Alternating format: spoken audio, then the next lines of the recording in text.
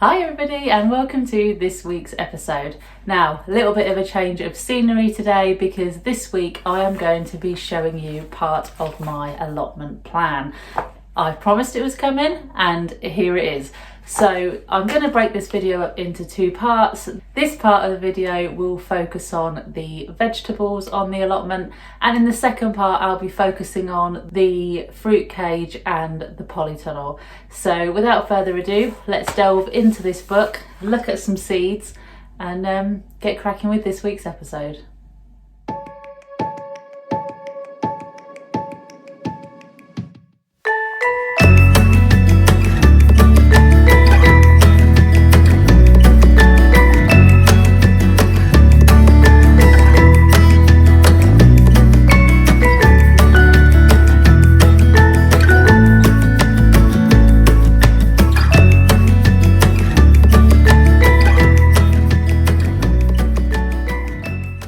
Okay, so as I said in the introduction, this video of my plans are going to be in two parts. So in my book I've got the full plan and I've also got all of my seeds, which I'm going to show you all the varieties of all the vegetables that I've picked to grow on the allotment this year. Today I'm going to save all the flowers and the polytunnel side of it for next episode because there is so much to go through. So first of all, I'm going to show you the plan and show you what I've drawn, and then I will show you the varieties that are relevant to each section. Okay, so I am going to hold the camera as still as I can so I can zoom in on various areas of the allotment so you can see what I'm going to be planting, and then afterwards I will open up the seed box and I will show you the varieties of each of the crops I've chosen this year. Now, for those of you who watched my episodes before, you will know that in front of the strawberry area here there is my shed and some flower beds. Because I'm doing the flowers in a different video, I'm going to do the flowers on a separate sketch. There are flowers dotted around the allotment, as you'll see when we go, but I want to, dedicate more time to it, and the area out the front is a big flower patch, so I'm going to do another sketch later on. So the strawberry patch on the allotment doesn't change, that is a permanent feature. And what we do when the strawberries are getting a little bit older is we just replace the plants a chunk at a time. So last season we did a third, and this year we plan to dig out a third, and then those won't need touching for maybe 4 years. So we do that so we never are in a position where we run out of fresh strawberries on the allotment. Okay, so I also do crop rotation as well. For those of you who do pay very close attention will know that basically everything on the plot has just moved down a section. So my potatoes are currently here, so this year they are here and here. The sweet corn was here, so now is here, and so on and so forth. Everything just moves down a chunk. The strawberries obviously don't move, and what was in here last year was the peas, the beans and the onions, which are now right back up at the top.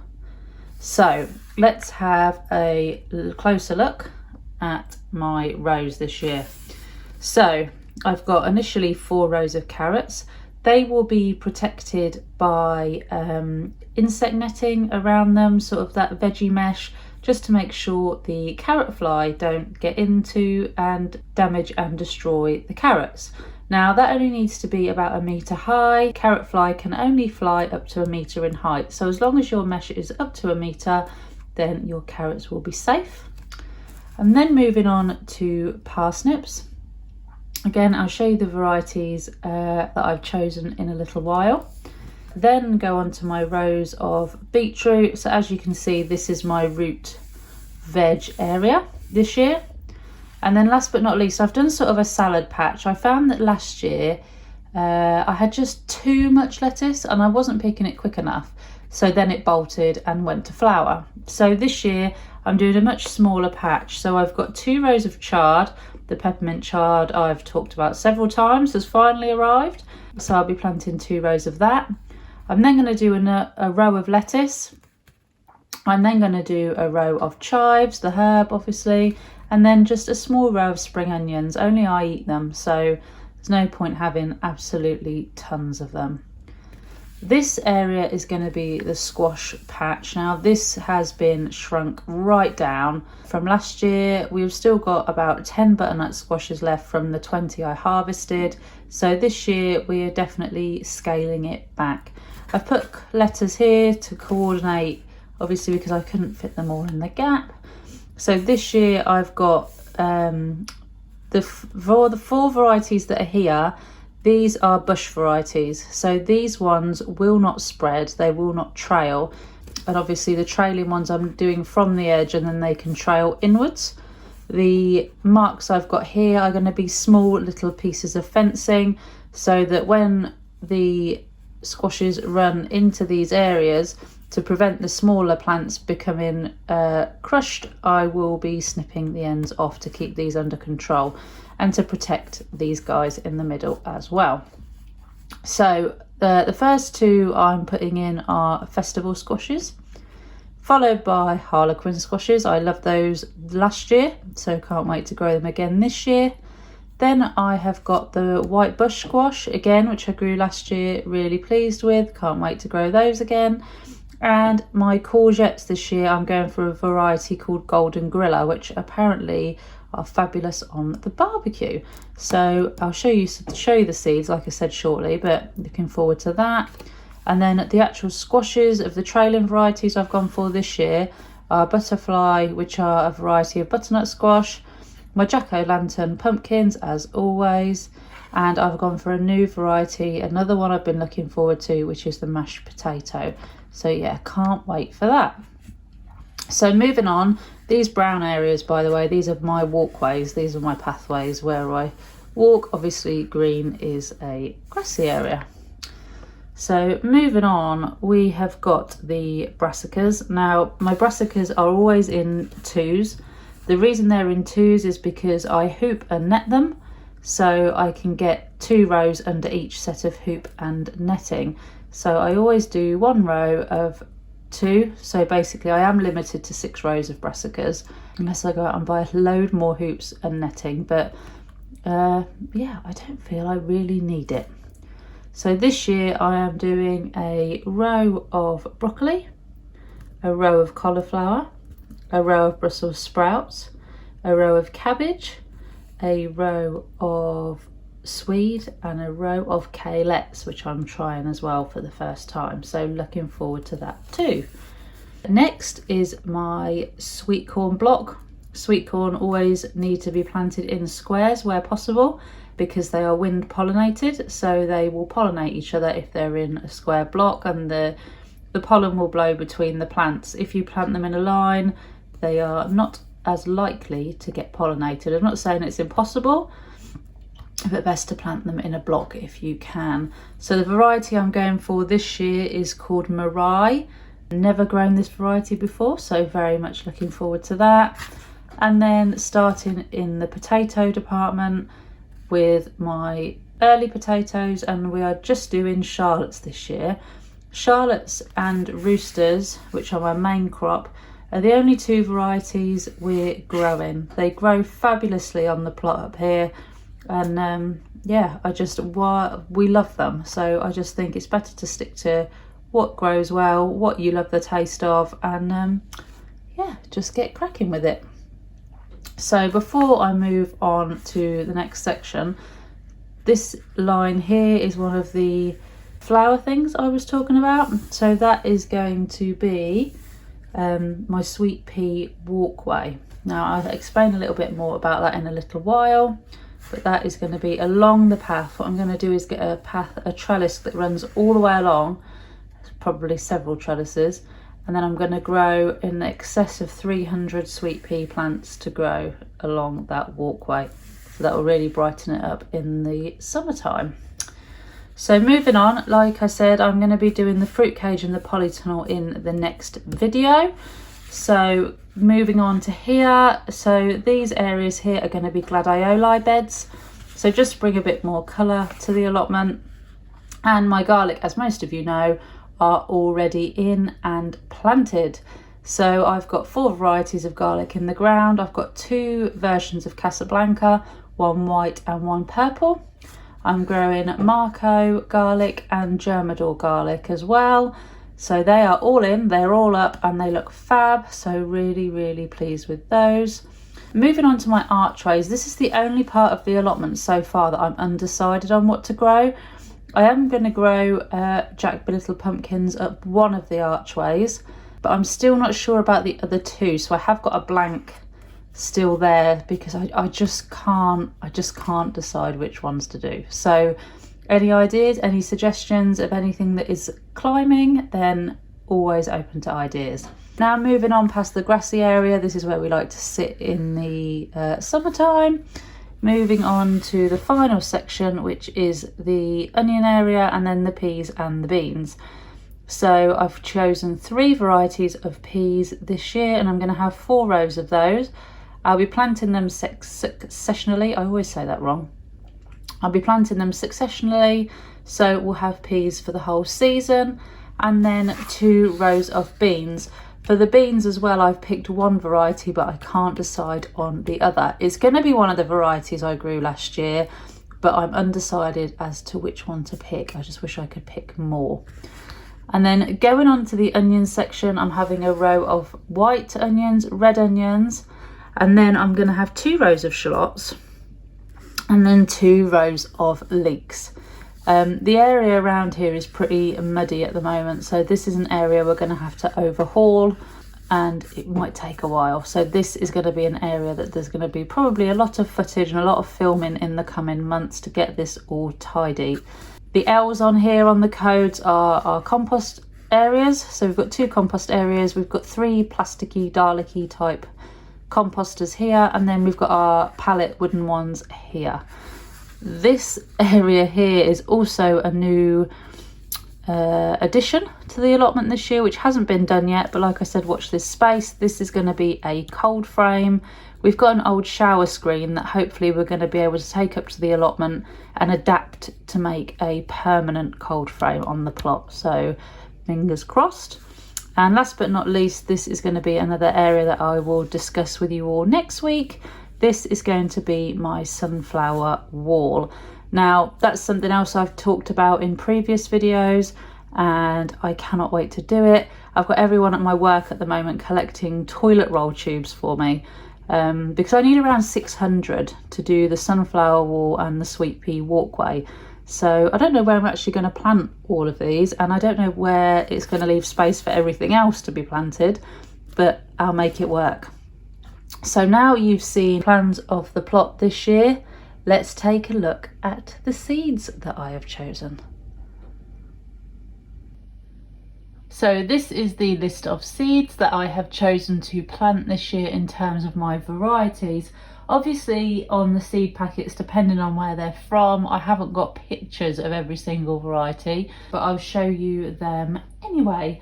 So I'm not brand loyal when it comes to seeds. I have got them from absolutely everywhere, which you will obviously see. So I'll start at the top of the list just in case you can't read it 100%. So my beetroot this year, I have chosen the Detroit 2 variety. These are from Wilco. And the seeds I used on the allotment in the first year, and they grew beautifully. So these are actually leftover seeds from last time. The packet is already open, so I'm going to be using those again. The next one is carrots, and a lot of you probably know what is coming, but I've gone for the Harlequin again.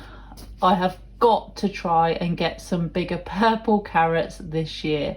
I nailed the white ones and I nailed the orange ones and I nailed the yellow ones, but I could not get big purple carrots. So that is one of this year's targets. Again, from Wilco, and worked really well last year, apart from the purple ones. My own tip to myself is I've got to remember to thin them out. If I get to sort of the middle of the year and I haven't, please all shout at me in the comments and tell me to hurry up and thin out the carrots. Okay, next is my parsnips. Now this is a new variety for me this year, and these are hollow crown. I've never grown them before, obviously, as they're a new variety, And after my, we'll say, massive germination failure with parsnips last year, I'm going to give a different variety a go this year. Okay, so moving on to the one that I'm very excited about is the Shard. It's a new variety and it is the Peppermint Variety. This is supposed to be a stunner. It has got bright pink stems with dark green leaves. I'm growing 2 rows of it because I'm that excited. I love chard, cooked or in salad, so it won't go to waste. I find that chard as well is so versatile, and it's that one crop that just seems to keep going and keep going and keep going, even when it's cold and it's wet and it's miserable. There's always, when you've got chard, it just brightens up the allotment so much, and hopefully with colours like these it's gonna look fabulous. So can't wait for those. Okay, next is my lettuce. Very simple this year, just going for all the year round lettuce. Not really much more to say. I like lettuce a lot. I eat it every day at work, so it just makes sense to grow year round, cut it, and hopefully it will come again. I'm just going to be wary not to plant too many because that's what I did last year and it did all go to flower. So I'm going to try and go a little bit easier on the seed sprinkling this year. Okay, next is the herb chives. That is just easier. Well, I don't need to show you, it's just chive seed. And next, the variety I've chosen for my spring onions is another unusual one. I'm going for unusuals this year. I've made a point of it. So these are North Holland blood red spring onions. So gonna give them a go. Never grown them before. Don't know what they'll look like in a salad either, whether they'll look a bit weird, but they should bring a little bit of colour to the bowl. Right, now moving on to my squashes. Unfortunately, some of these guys haven't got pictures on the packets, but we'll start with the Winter Festival from Mr. Fothergill's. Obviously a bush, and it will yield an abundance of delightful fruit for the autumn season. Yes, I have just read that off the packet. First time trying to grow these. These are like an orangey yellowy. They've almost got that warty appearance, which a lot of people hate, but I quite like. I don't know why, but yeah, so we're going to give them a go. Okay, so moving on to some that I grew last year. I'll show you these both together because the packets don't have pictures on, but these are my Harlequin and Baby Bush varieties, both from Premier Seed last year, and both grew beautifully. I'll try and get a picture on the screen if I can of some of my crops that I picked from last year. While I'm there, I'm also going to be planting some more of my pumpkin jack-o'-lantern seeds, which I've taken out of the pumpkins, which will also be in this picture. So you can see all of the little bits and bobs I grew for Halloween last year. The Harlequin are the stripy green squashes. The white bush ones are like the scallopy shaped ones, and obviously pumpkin is a pumpkin. So you'll be able to see them in that picture. So my other very exciting growing squash is this beauty. Mashed potato squash. I cannot wait. Apparently you can just mash it like a potato. I don't know what it's going to taste like, but I need to try it and see. So this is going to be, this and the chard I think are going to be my 2 most exciting crops of the year, and I cannot wait to see how they turn out. I am super excited. So that is called a mashed potato squash. Moving on to my Old Faithful. Packet's been open 2 years in a row now. This is the Butternut Butterfly F1 from Wilko's. Guaranteed to be fabulous in my opinion. These have not let me down yet. So yep, using these as always. And last but not least, my courgettes this year are going to be these ones. So Golden Grilla F1. Apparently they are fabulous on the barbecue. So we're going to give them a go, see what they're like. It's going to be weird them not being green, but I'm sure I will get used to it. So moving on to the Brassica seeds now. Again, I'm really sorry a couple of these don't have pictures, but these are my Courgette seeds. Other people call them, I think, flower sprout. I think that's right. But they should grow on stalks if I know rightly. But I haven't grown them before, so we'll give Courgettes a go. Following on from that one, my cabbage this year, again, Mr. Fothergill's is going to be Savoy Jade cabbage. I love Savoy cabbage. So F1 variety, and apparently they can be left, if they're left they will grow really big and you'll get some monster cabbages, but you can actually pick them quite early when they're still quite small and they should still be quite sweet. They're also very tolerant to the frost. So next I've got my Swede, which is, how do I put this, a bugbear for me. I love Swede. I grew them the first year I got my allotment, although that was probably a little late to plant them. I then planted them again last year and have got nothing. So third time lucky with the Swede. If anyone knows any quick tips for Swede that I haven't picked up on, that would be awesome if you could let me know.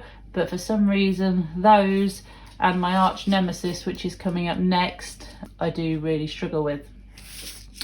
So my arch nemesis, as we always discuss, is this bad boy, the cauliflower. I can grow the plant, I can grow the seedlings beautifully. The plants look fabulous, the leaves look fabulous, but I never get a cauliflower head appear on anything. It's not that I get the head and then it goes to flower really quickly, or that it's really small. I just don't get anything. I've tried seaweed feed, I've tried chicken manure pellets, I've just tried everything I can possibly think of, and I cannot get a cauliflower to grow. So that is another of my major targets this year, is to get even one cauliflower. I nailed the parsnips last year. I managed to get 5 out of 300 seeds. So this year the game is on to get one cauliflower. Okay, so next on the brassicas is broccoli, same as cauliflower, but I can actually get these guys to grow. They are a challenge, like I said, like the cauliflower. They are not my easiest of the crops to grow, but I can take some home and eat some. So not as bad as the cauliflower, but still quite challenging for me. And last but not least in the brassicas is my ever favourite, the Brussels sprout. Now I've gone for the green marble variety. It's an F1 variety, and they were stunning this year. My dad, I sent some down for him for Christmas, and he said they were the best ones that I'd grown yet. So giving them another go this year. They were fabulous with Christmas dinner and so low maintenance. I had literally just planted them, left them and then watered them occasionally. They were fab. So definitely round 2 with these lovelies this year. So moving on to the sweet corn, I'm doing the Mirai, if that's how you pronounce it correctly, Mirai. I haven't got a picture. These are Thompson and Morgan seeds. Again, sowing sweet corn a little later than I did last year. I think the temptation to sow seeds really early is, well, it's a big thing because you just want to get going and you want the allotment to be, you want to get started with it as soon as you can. But I'm going to leave them a little bit later this year. They were fine this year, but I think I just planted them a tad too early. So, yep, that's those. Moving on now to the red and white onion sets are already up at the allotment, so I can't show you those, but I can show you my shallots, so I can get them in the camera. So these are my shallot sets. Obviously, for those of you who haven't grown them before, not as big as onions, same as the onion family, but not sort of as big as. So I have got 2 packets of them.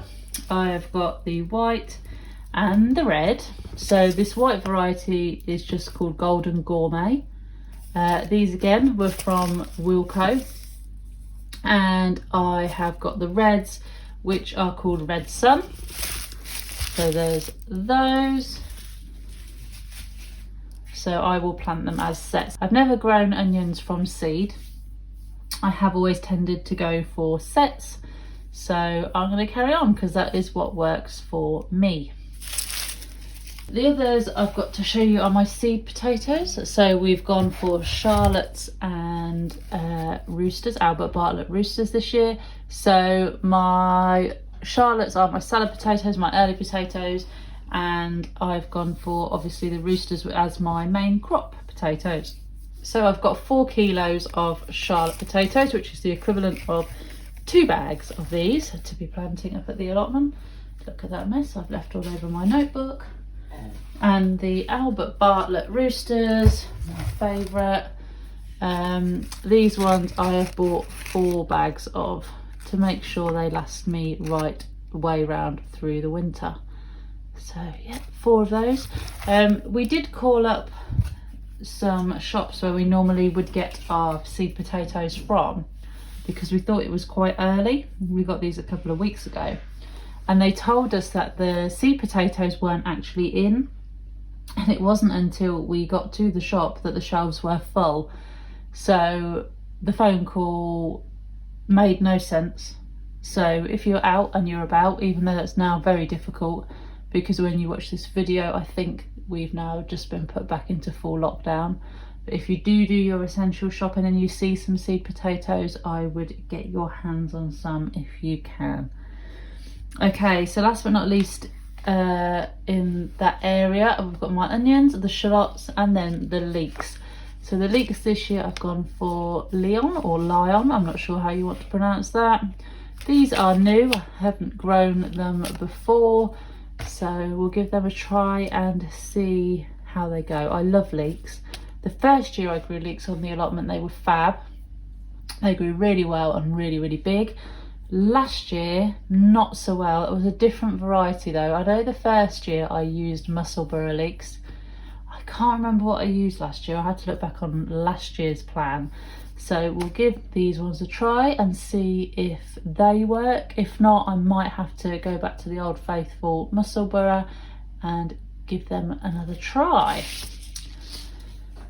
So we're near the end now, so the garlic is already in the ground, so I can't show you that. I've got my Jackby little pumpkins. That unfortunately doesn't have a picture, but they are miniature pumpkins. I probably can find a picture to show you from last year. These are from King's Seeds, and they are beautiful. So the pumpkins weigh about 150 grams each, so they fit in the palm of your hand basically when they're fully grown.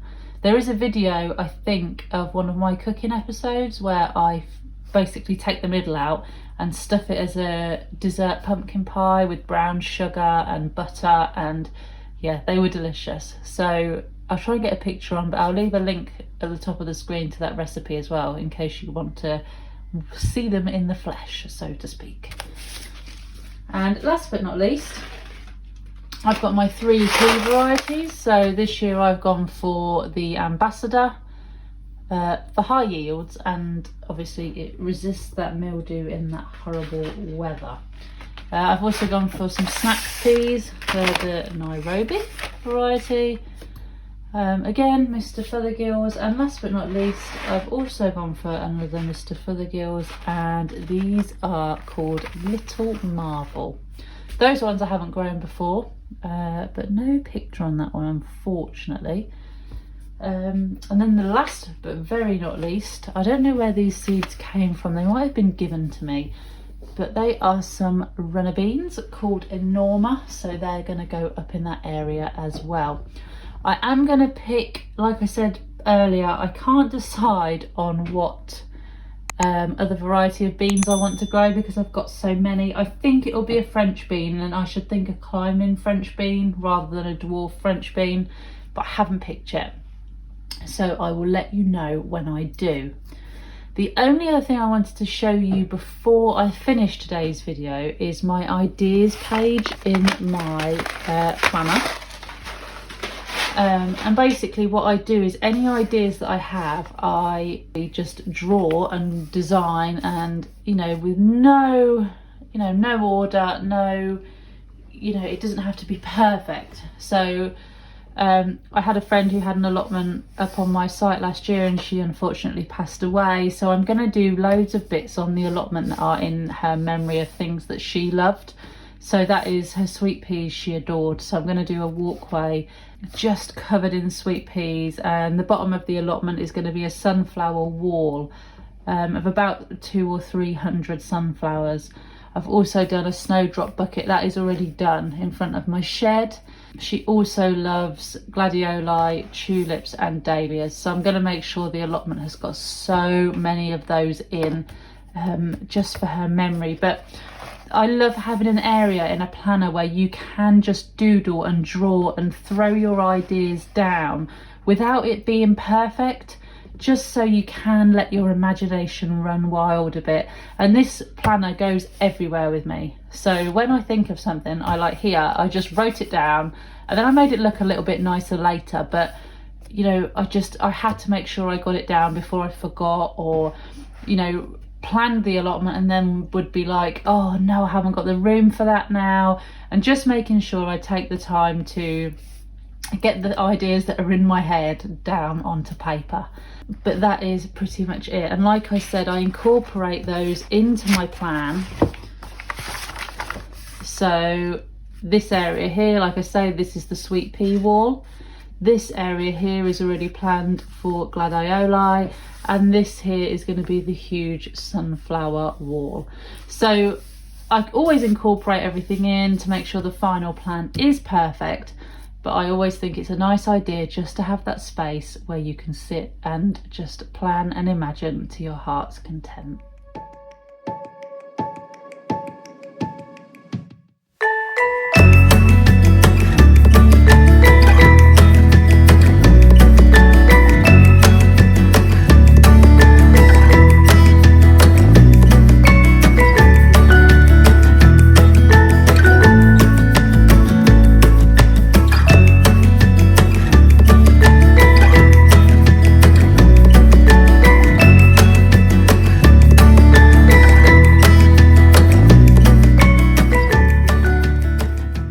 That's it from me this week. I hope that plan gave you a few little ideas or sparked your imagination on what you can do on your plot this year. I'm so excited to get going, get the seeds planted. It's my favourite time when you see them breaking through the soil for the first time. It's great. It really, really is. It makes the hard work worth it. So I have now got my flower plan to finish, and I'm going to do the next video with the flowers, the herbs, the polytunnel and that fruit cage, as well as the masses of flower beds that I have out the front of the plot near the shed. So stay tuned for that. If you enjoyed this video, please give me a like, and you can always subscribe to my channel to make sure you don't miss that next episode. I should be back in the kitchen next week cooking up something lovely for you all. But until then, don't forget you can find me on Facebook and Instagram if you use those. But for now, happy planning, and I'll see you all very, very soon.